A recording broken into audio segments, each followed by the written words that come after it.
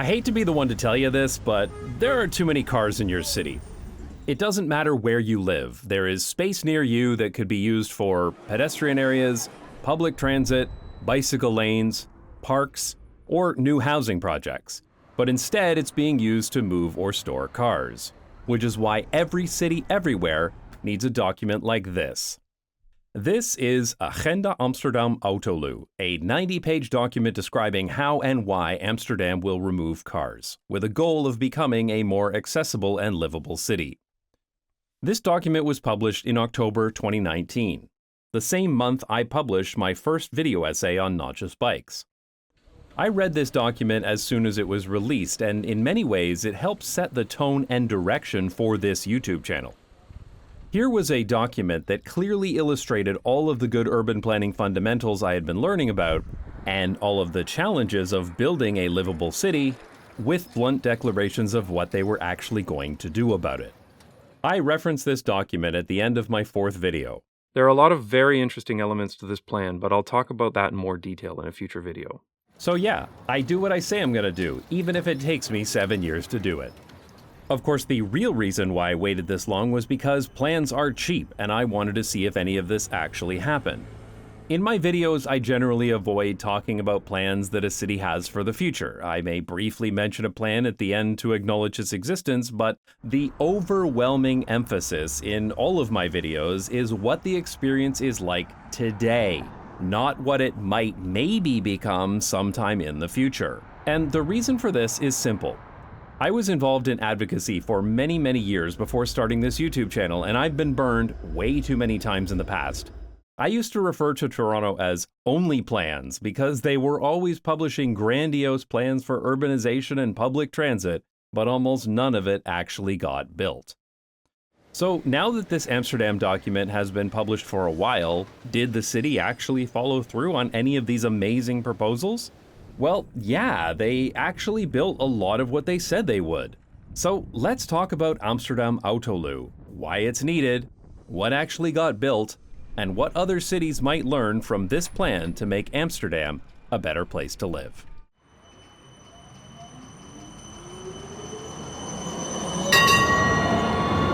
Okay, so before we get started, what does Autoluw even mean? Well, auto obviously means car, and as for luw, it literally means sheltered from the wind. This is a Dutch urban planning term that doesn't really have a good English translation. Now, okay, before you start typing, every time I mention this, I get literally hundreds of comments from Dutch people with incredibly awkward translations for Autoluw. Trust me, all of these are terrible. English does have the term lee as in leeward, which means the same thing as the Dutch luw, but trust me, no native English speaker wants to talk about car-lee streets. Some English speakers translate Autoluw as low car or car light, which are closer, but I don't think they quite get the point across. And translation apps are useless because they usually just translate it to car free, which is definitely wrong.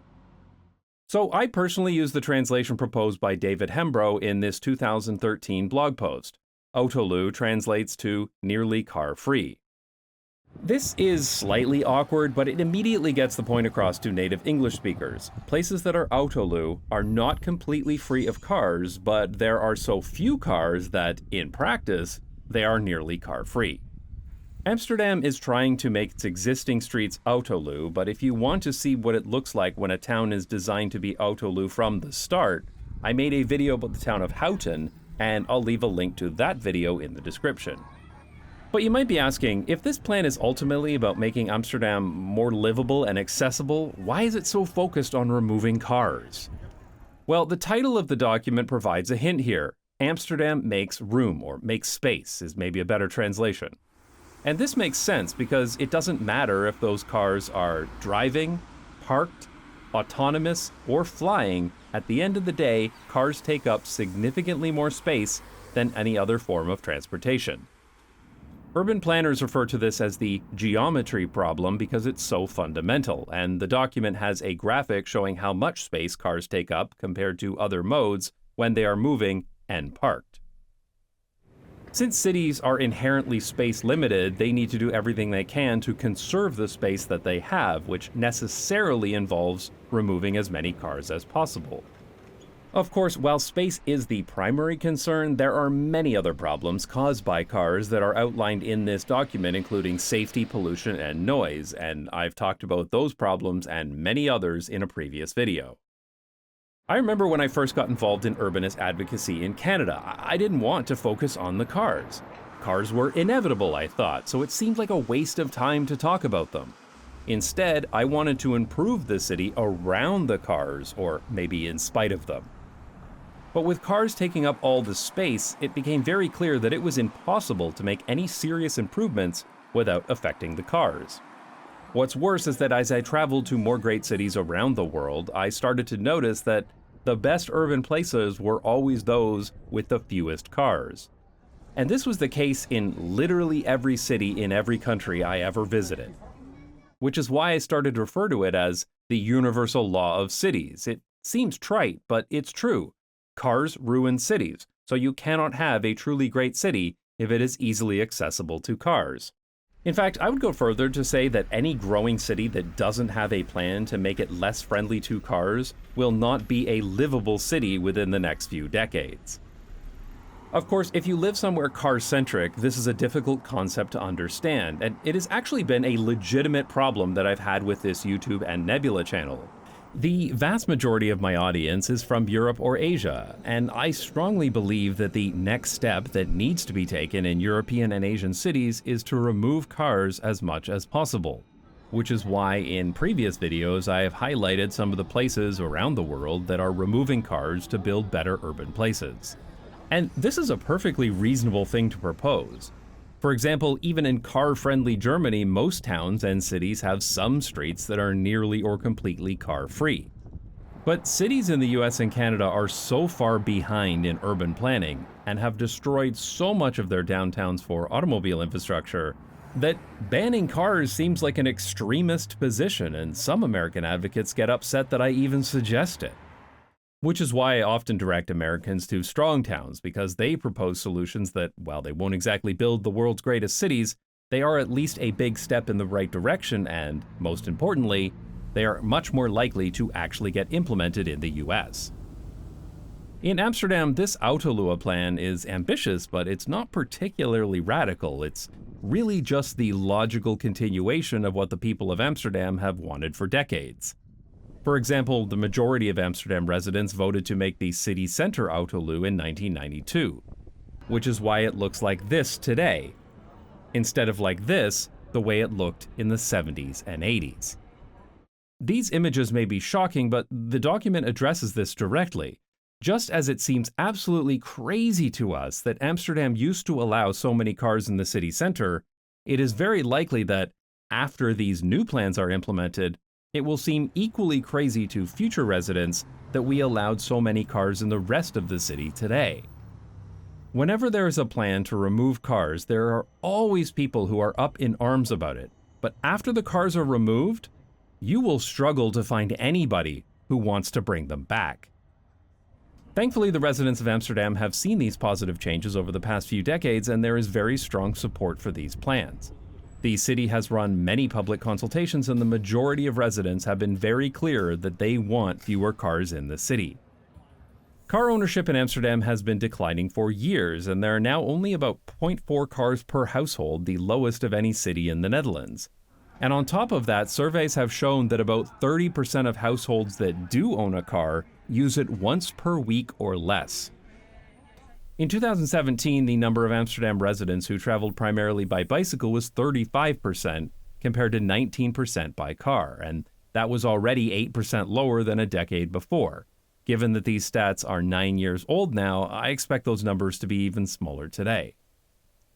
So the use of cars has been drastically dropping, yet there is still a massive amount of public space taken up by automobiles because of the geometry problem. Meanwhile, Amsterdam is growing quickly, and they expect to have over 1 million residents by 2032. The number of people commuting into the city each day is increasing, and there are more tourists visiting each year too. The hard fact is that Amsterdam will not be a livable city if most of these new people get around by car. There are a lot of topics covered in this document, including how Amsterdam will manage all of the needs of the city while also using as few motor vehicles as possible. But for this video, I want to focus primarily on street design and the projects that have actually been completed, as well as some of the things that were built in the space freed up by removing cars. For some of these reconstruction projects, I had heard about them in advance, but there were other times where I was traveling somewhere else in the city and just stumbled across some great new improvement that I didn't know about. This has resulted in something that I never would have expected. I actually look forward to construction projects. I remember when living in Toronto that I dreaded it anytime a street was being torn up because I knew it was going to be years of difficult travel through that area, and when they were finished, there would be giant blobs of asphalt making the sidewalk uneven, or they would just forget to repaint the bike lanes for 6 months. It was always something. The city made it very clear that if you weren't traveling by car, then you were not a priority, and construction often made things worse for anybody who didn't drive. Meanwhile, there have been dozens of street reconstruction projects since I moved to Amsterdam 8 years ago, and yeah, they're inconvenient sometimes, though I'm consistently impressed at how well detours are marked for cyclists, and it's amazing to see that even during major reconstruction, keeping the trams running is always a top priority. But more importantly, every single time a street in Amsterdam is redesigned, the end result is always better. A good example of this is the redesign of Kinkerstraat in 2022. This part of the street was made one way for cars in the 1990s, but it was still a busy street with lots of parking. In the redesign, the one-way configuration for cars was maintained, but all of the parking spaces were removed. As you can imagine, this freed up a lot of space, which was used to widen the sidewalks, install new bicycle parking, and plant a lot more trees. The tram platforms were improved as well. There are many tram stops in Amsterdam which have very narrow platforms which can get crowded and make them difficult to use for people in wheelchairs. But when parking is removed, there's lots of space for wider platforms, which makes these tram stops much more accessible. The tram platform is in the middle of the street and the bicycle lane curves around it. And speed humps were installed in the bike lane to slow down any bicycles or mopeds before they reach the pedestrian crossing, making it safer to get to the tram stop. There are no more parking spaces on this street, but there are still temporary loading zones for shops. And instead of being at street level, they are at sidewalk level, which is becoming common in Amsterdam. This means that when there is not a vehicle unloading here, then the sidewalk effectively becomes bigger. The redesign of Kinkerstraat also shows a surprising design choice that is becoming more common in Amsterdam. The protected bicycle lanes were removed. This might seem like a giant step backwards, but it makes sense in this context. Protected bicycle lanes are great, and they're necessary on roads with lots of car traffic. But cycling has become so popular in Amsterdam that many bicycle lanes have become overcrowded, which was definitely the case on Kinkerstraat. So in the redesign, car drivers share the lane with trams, which means that there is much more space for cyclists. And what was previously the bicycle lane was used for all the other things needed on the street, like the bicycle parking and trees that I mentioned, which in turn freed up space for wider sidewalks. Of course, removing the protected bicycle lanes on this street was only possible because there are so few cars. And that was only possible because the city has been deprioritizing car travel for so many years. Plus, with parking removed, there are even fewer reasons to drive on this street, reducing car volumes even more. And I think that this is an underappreciated benefit of Autoluw streets. Dedicated public transit lanes take up a lot of space, but they're necessary so that trams and buses don't get stuck behind cars. But without the cars, they're not needed anymore. Protected bicycle lanes take up space, but they're necessary to keep people cycling from being killed by cars. But without the cars, they're not needed anymore. But this kind of design only works if you remove the cars first. This is what Kinkerstraat looked like in the 70s and 80s. This was also a shared space for all modes of travel, but it was a complete mess. Cycling was dangerous, public transit was slow and inefficient, and the street was loud, polluted, and ugly. All that was really needed to get to this was to remove most of the cars. As for car parking, there was already this parking garage under De Hallen nearby that was almost always empty, so anybody who really wants to drive to Kinkerstraat can park there instead. Removing street parking is a common theme throughout this document. It has a statistic that in 2019, 11% of all public space in Amsterdam was taken up by parked cars.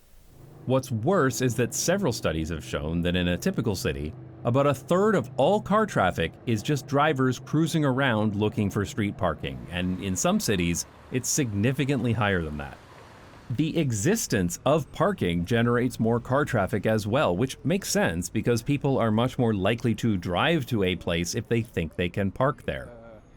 In most Japanese cities, there is almost no street parking at all, which is one of the reasons why Japanese streets are functional, efficient, and have very few cars on them, and I've talked about that in a previous video. The goal of every city should be to remove almost all on-street parking, which is why one of the stated goals of the Amsterdam government was to remove 10,000 on-street parking spaces by the end of 2025. I have a previous video about that talks about why and how that was happening, and I'll put a link to it in the description, but that video was published in 2022, so the question remains, did the city actually remove 10,000 parking spaces like they promised to? Yes, they did. Whenever there was construction on any street, the redesign included little or no parking, apart from a handful of temporary loading zones and the occasional disabled parking spot. There are many canal walls in Amsterdam which are in need of repair. The city has plans to renew all of them, but one way to slow the damage and to buy more time is to keep heavy things like cars off of them. So removing car parking here was a very easy decision. A similar thing is happening with bridges, where any that are in poor condition are blocked off to cars to significantly extend their lifespans before a renovation is needed. One of the redesigns I really liked was here in the city center on Nieuwsijd's Voorburgwal. Once parking was removed, there was lots of space to work with, so the city built this urban park which brought some much needed greenery here. And I love the way they made the tram go through the parquet on grassy tram tracks. Removing car parking has made this area feel so much more spacious, and it's safer for cycling now too. The removal of street parking spaces in Amsterdam has been very, very noticeable, and it's now the norm that every time there's construction, there are little or no parking spaces afterwards. It's amazing to see how much bigger a narrow street feels whenever the car parking is removed, and how many great things can be built in the place formerly reserved for storing giant metal boxes. So I was very happy to see the new government publish their coalition agreement last month, and in it, they plan to remove another 10,000 parking spaces by 2030. Amsterdam also increased the cost of visitor parking, especially in neighborhoods near the city center. Visitor parking within the ring road now costs between about €4 and €8 per hour. The price of visitor parking in Amsterdam is specifically designed to make it less attractive to drive into the busiest areas of the city. Statistics showed that in 2017, 46% of visitors to Amsterdam arrived by car, which was 10% less than a decade earlier. Meanwhile, 40% of visitors traveled by public transit, up from 36% in the same time period. In an effort to accelerate that trend, Amsterdam is expanding Park and Ride. Amsterdam now has 9 Park and Ride garages surrounding the city where drivers from out of town can park at a discounted rate if they continue their journey to the city center by public transit. Or they can park at one of the many train stations in the region and continue into Amsterdam by train. Park and Ride used to be one flat price, but that has changed recently to better reflect demand because some garages were always full and others were nearly empty. But they're designed in such a way that it will not only be cheaper to park in a Park and Ride garage, it will also be faster to take public transit rather than trying to drive into the city.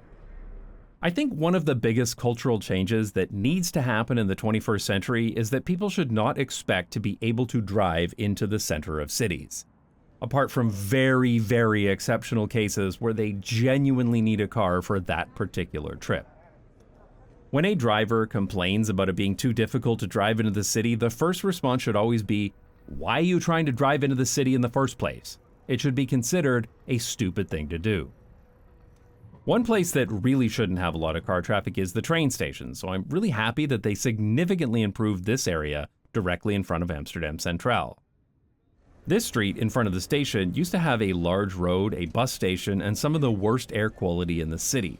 But the new design prioritizes public transit and blocks cars from going through, and now there's so much less car traffic in this area.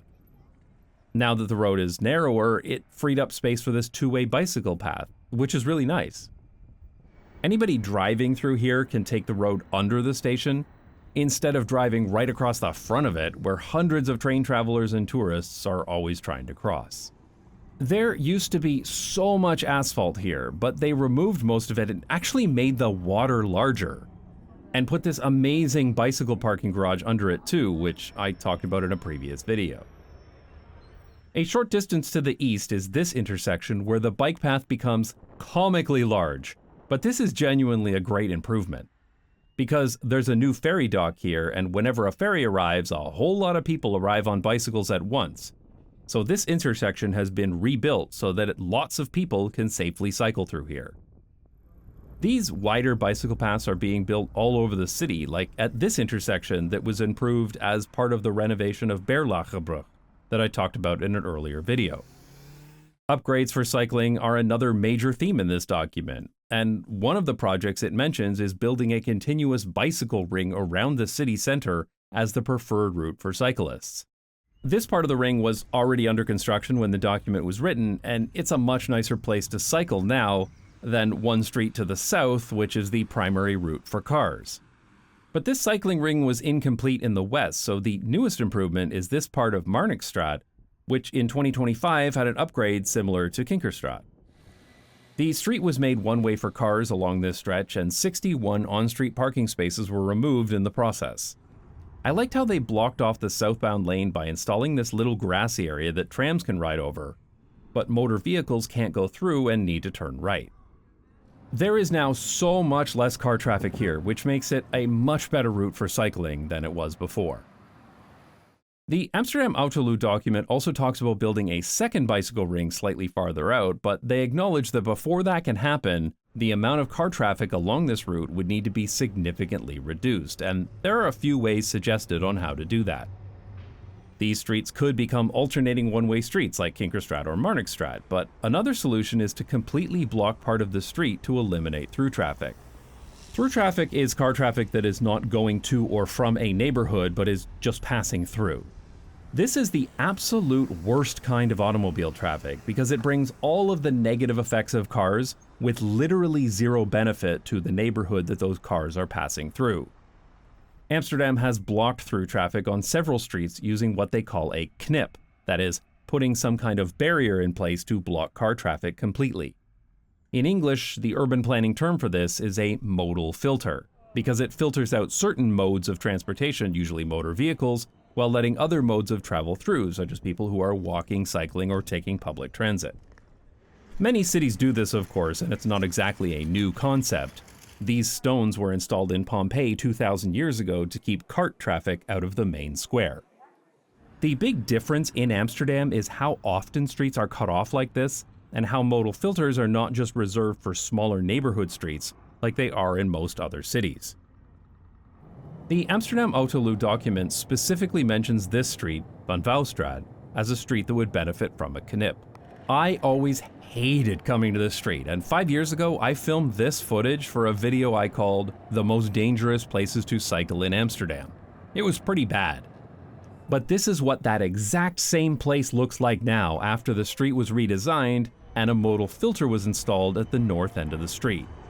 Motor vehicles can still access this street from the south, so local residents can drive here and the shops can get deliveries. But this place went from being a car-infested mess that I actively avoided to a safe, quiet, and inviting street, and it was almost entirely because most car parking was removed and a Knip was installed at the end of the street. When I see a street like this that has improved so much, and yet the only thing that caused that improvement was removing cars, I hope you can start to appreciate why so many of my videos focus on the problems of cars in cities. Because urban places always improve, significantly, whenever cars are removed. Which is why Amsterdam has installed and plans to install many more modal filters across the city as a way of controlling car traffic.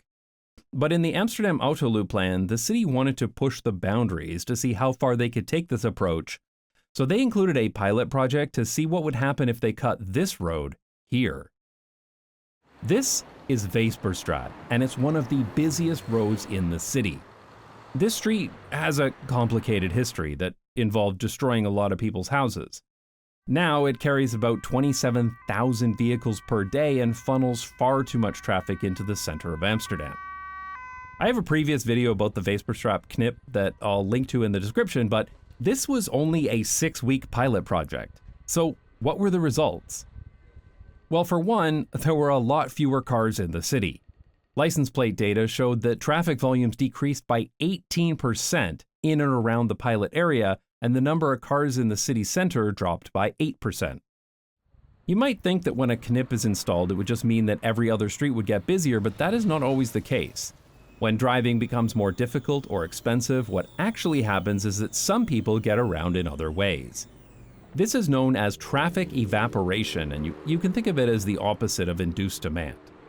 Of course, fewer cars along Weesperstraat resulted in less noise and pollution. Nitrogen dioxide emissions decreased by 14% and noise decreased by 5 decibels. The people living directly along Weesperstraat really liked the Knip, with 75% of residents reporting that they were very satisfied with the pilot. Residents spent more time outdoors, spent more time in the street itself, and had more conversations with their neighbors. People said that they could finally sleep with their windows open because there wasn't a constant roar of car traffic. Unfortunately, the results weren't all positive. While there was a significant decrease in overall car traffic, the remaining drivers rerouted to the highway much less often than expected, and so their cars ended up on neighboring streets. So while 3/4 of residents along Weesperstraat reported being very satisfied with the project, on streets that had an increase in car traffic, 74% said that they were dissatisfied with it. This is a very clear example of something I've talked about many times before. Nobody likes being around cars.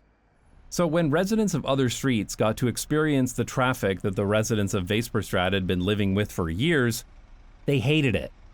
It may be that if the Knip had been kept in place for longer, people would have had more time to change their travel habits and start using the highway more often, but we will never know.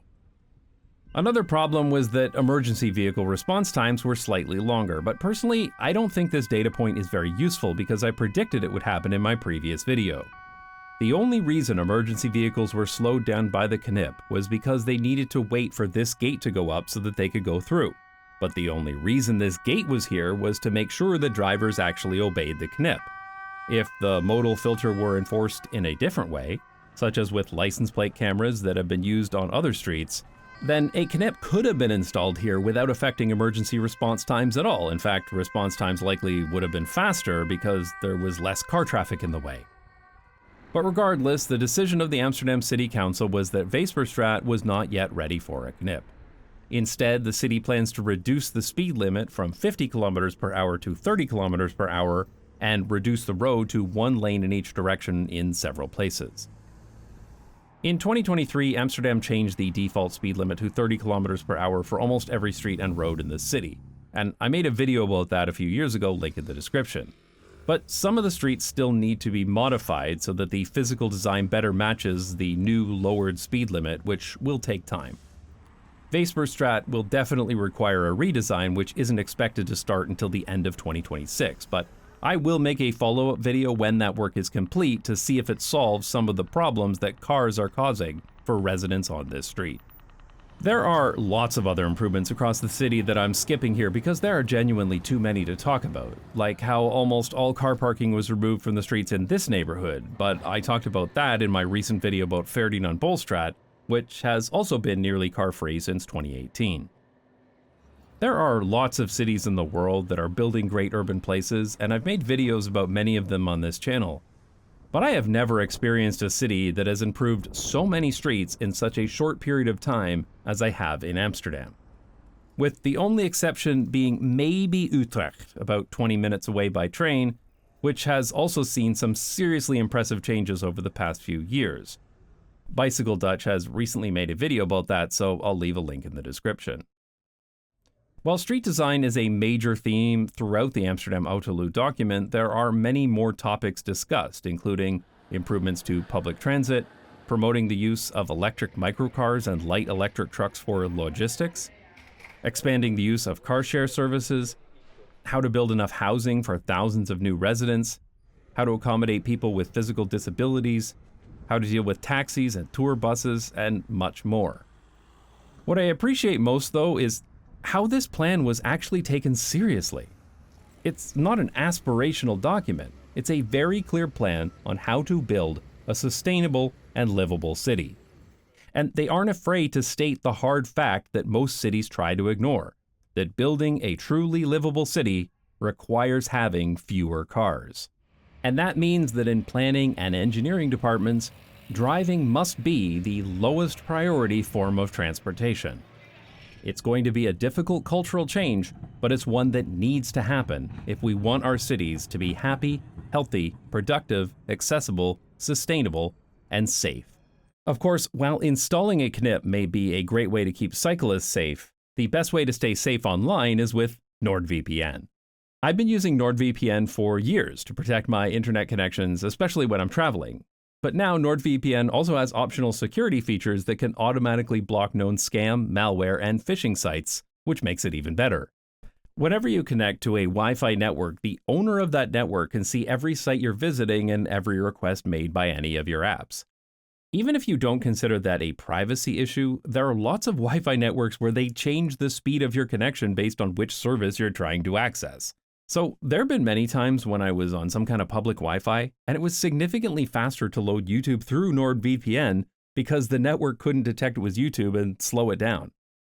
NordVPN also makes it easy to change the country you're connecting through, which can make a huge difference. Websites show different languages depending on your IP. American sites block Europe completely because they don't want to comply with EU privacy laws. And I've even seen airlines that change the price based on which country they think you're in. When I was planning my recent trip to Korea, I needed to use NordVPN because the train booking sites would slow down connections from outside Korea whenever things got busy. I am surprised just how often I use NordVPN, and since one account can be installed on up to 10 devices, I've got it installed everywhere, so it's always there when I need it. If you'd like to try it for yourself, then visit nordvpn.com/notjustbikes and get NordVPN at a discount, as well as an extra 4 months when you sign up for a 2-year plan. And if for some reason you're not as happy with it as I am, then there's a 30-day money-back guarantee. Thanks for watching, and thanks to NordVPN for sponsoring this video.